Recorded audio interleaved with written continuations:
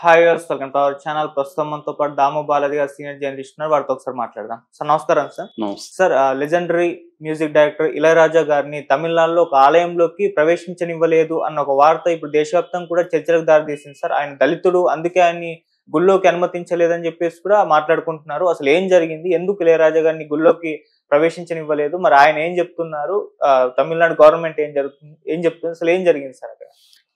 ఇళయరాజా గురించి కొత్తగా మనం చెప్పుకోవాల్సిన అవసరం లేదు. ఆయన ఎంత ఫేమస్ అందరికి తెలుసు. అయితే ఆయనకు నిన్న ఒక అవమానం జరిగింది. యాక్చువల్గా ఆయన రాజ్యసభ సభ్యుడు కూడా. ఆయన దేశంలో ఏ టెంపుల్కైనా రాజ్యసభ సభ్యుడిగా కూడా వెళ్ళే హక్కు, అధికారం ఉంటాయి. అయినా కూడా ఆయన్ను నిన్న అడ్డుకున్నారు అన్న విమర్శ వచ్చింది. సో ఒక గర్భగుడిలో అడ్డుకున్నారని కొంతమంది పోస్టులు పెట్టారు. దాని తర్వాత నేను పరిశీలిస్తే ఆయన్ను అడ్డుకునేది గర్భగుడిలో కాదు, నిజానికి ఆయనకి స్వాగతం పలికారు టెంపుల్ వాళ్ళు.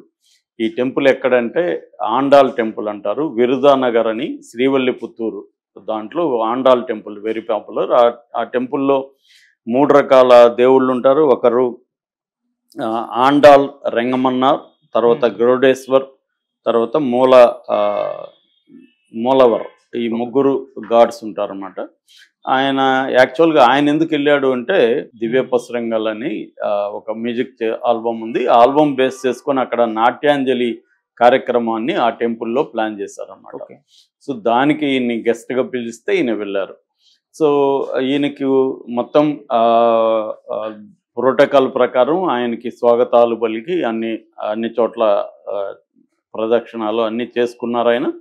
కానీ ఆయన్ను అర్ధ మండపం అంటారు. మామూలుగా గుళ్ళో మండపాలు ఉంటాయి. అర్ధ మండపం, మండపం, మహామండపం, ఆస్థాన మండపం, కళ్యాణ మండపం, నంది మండపం, రంగమండపం, ఇలాగా మండపాలు ఉంటాయి. అవి కాకుండా అంతరాలం, గర్భగృహం, ప్రదక్షిణ, జగతి, ఇలాంటి ప్లేసెస్ కూడా గుళ్ళో ఉంటాయి.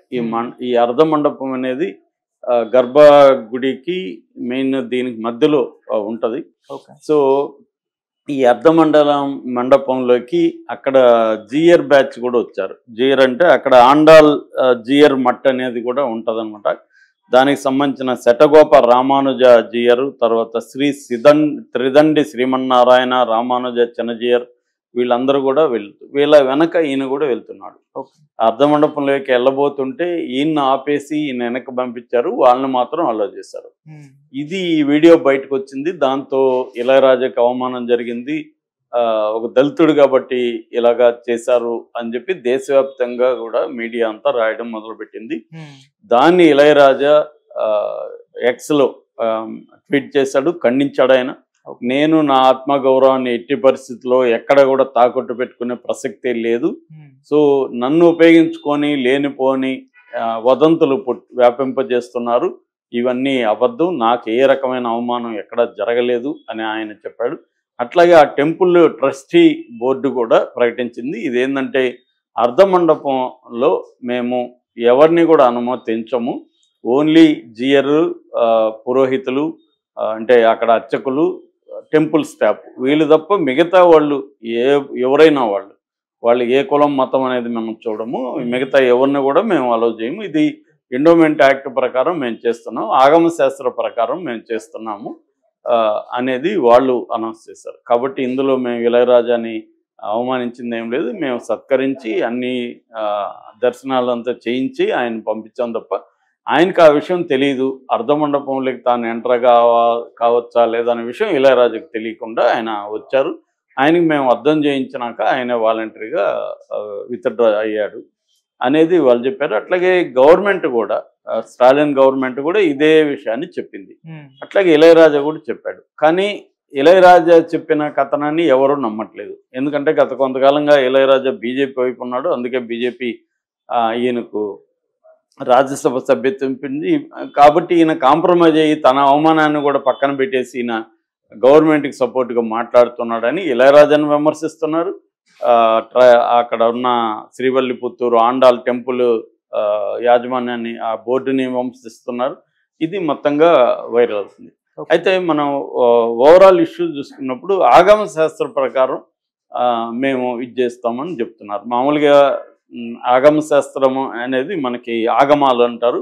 ఈ దాదాపు 3 ఆగమాలు ఉంటాయి బేసిక్గా. శైవ ఆగమం, వైష్ణవ ఆగమం, శాక్త ఆగమం అంటారు. ఈ ఆగమాల్లో మళ్ళీ జ్ఞానపదం, యోగపదం, క్రియాపదం, చర్యాపదం అని 4 రకాలు ఉంటాయి. ఈ జ్ఞానపదంలో ఏంటంటే ఆధ్యాత్మిక విషయాలు కావచ్చు, వేదాంతం కావచ్చు, ఉపనిషత్తులు కావచ్చు, ఇవన్నీ కూడా జ్ఞానపద ఆగమాల్లో డిస్కస్ చేస్తారు. యోగ పదం ఏమో ఫిజికల్ ఎక్సర్సైజులు, యోగా, ఇటువంటి వాటిని యోగ పదం అంటారు. క్రియాపదం అనేది టెంపుల్ నిర్మాణం ఎలా ఉండాలి, ఆ టెంపుల్లో ప్రధానంగా 3 రకాలు ఉంటాయి. స్థలము, తీర్థము, మూర్తి. అంటే ఎటువంటి స్థలంలో టెంపుల్ ఉండాలి, దాంట్లో ట్యాంక్ అంటారు, వాటర్ ట్యాంకు, అది ఎక్కడ ఉండాలి, మూర్తి అంటే దాని విగ్రహం.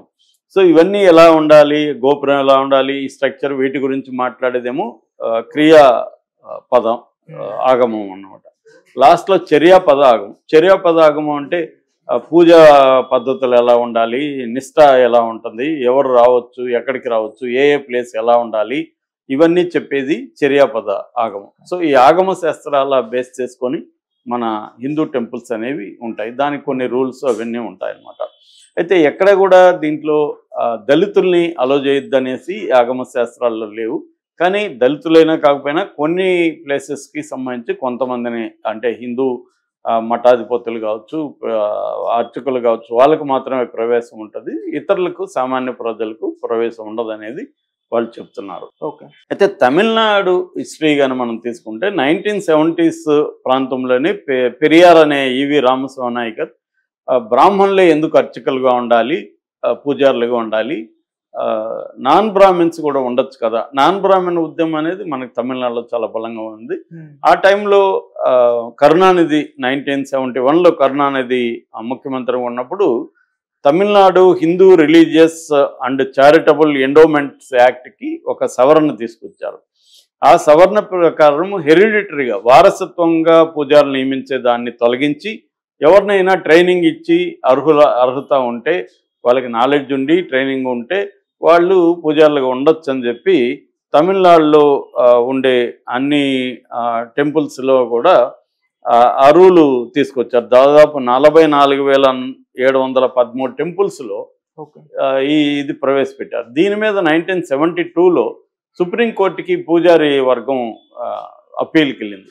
సుప్రీంకోర్టు ఏమో ఈ సవరణని ఒక యాంగిల్లో తప్పుపట్టింది. అంటే హెరిడిటరీగా, వారసత్వంగా ఇవ్వమని చెప్పింది. మరోవైపు ఏమో ఈ సవరణ మంచిదే, దీంట్లో ఒక సెక్యులర్ కోణాన్ని తీసుకొచ్చిందని కూడా సుప్రీంకోర్టు, అంటే కర్ర వెరగకుండా పాము చావకుండా ఒక తీర్పిచ్చింది. అప్పట్లోనే ఇవి ఈయన పెరియార్ రామస్వామి నాయకర్ విడుదలయ్యని డిఎంకే పత్రికలో వ్యాసం రాస్తూ ఆపరేషన్ సక్సెస్, పేషెంట్ డైడ్ లాగా ఉంది సుప్రీంకోర్టు తీర్పు అని ఆయన విమర్శించాడు కూడా.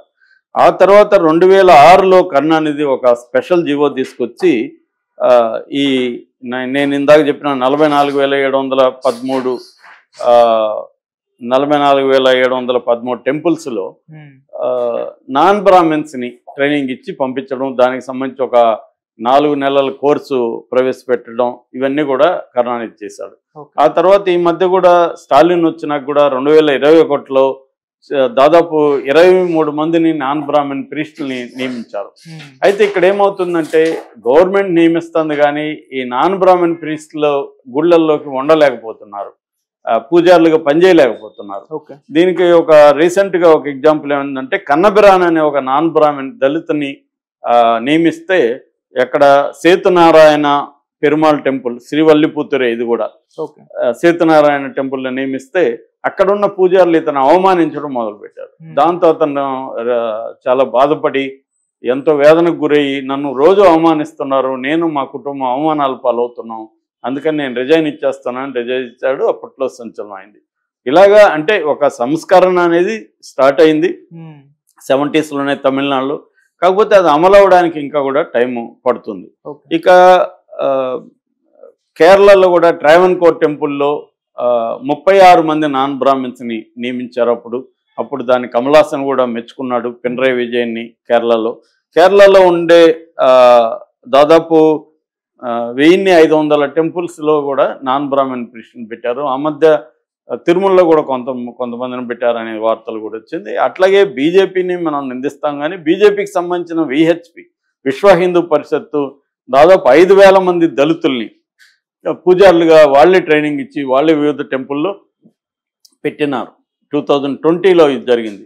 అంటే బీజేపీకి సంబంధించిన ఆర్ఎస్ఎస్ కావచ్చు, విశ్వ హిందూ, వీళ్ళు కూడా ఈ హిందూ దీంట్లో ఉండే శాస్త్రాల్లో వాటికి సంబంధించిన నియమాల్లో మార్పులు తేవాలనేది ట్రై చేస్తున్నారు. బట్ ఓవరాల్గా ఇప్పటికి కూడా దళితులకి మెయిన్ స్ట్రీమ్ టెంపుల్స్లో ఇప్పటికీ చాలా చోట్ల అలో లేదు. ముఖ్యంగా తిరుమల లాంటి టెంపుల్స్లో ఇవి లేదు. కానీ ఊర్లల్లో ముఖ్యంగా ఏంటంటే ఏ ఊర్లో అయినా దళితులకి సపరేట్ టెంపుల్స్, నాన్ దళిత్స్ ఇంకెవరైనా బీసీలు అప్పర్ కాస్ట్ అందరికీ సపరేట్ టెంపుల్స్ ఇప్పటికీ ఉంటున్నాయి. ఊర్లలో గ్రామాల్లో దళితులు వెళ్ళి మేము ఈ టెంపుల్కి వెళ్తా ఉంటే ఇప్పటికీ అలో చేయరు.